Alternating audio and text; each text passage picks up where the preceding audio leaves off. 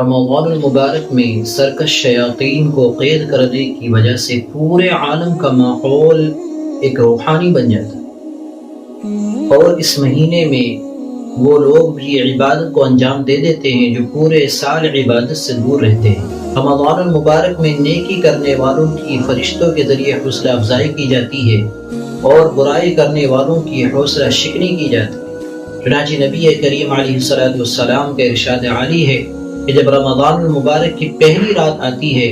تو اللہ تعالیٰ سرکش شیطان کو اور جنات کو قید کر دیتا ہے اور جہنم کے سب دروازوں کو بند کر دیا جاتا ہے، کوئی بھی دروازہ کھولا نہیں جاتا، اور جنت کے سب دروازوں کو کھول دیا جاتا ہے، کوئی بھی دروازہ بند نہیں کیا جاتا۔ اور ایک ندا لگانے والا یہ ندا لگاتا ہے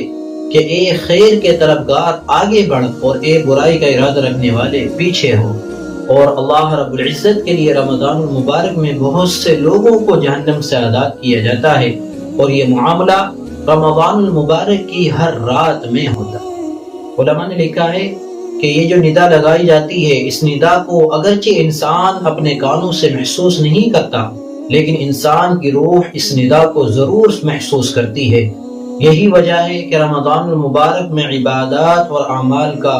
ایک ماحول بنا رہتا ہے، اور انسان جو ہے گناہوں سے بڑی آسانی کے ساتھ اپنے آپ کو بچا لیتا ہے۔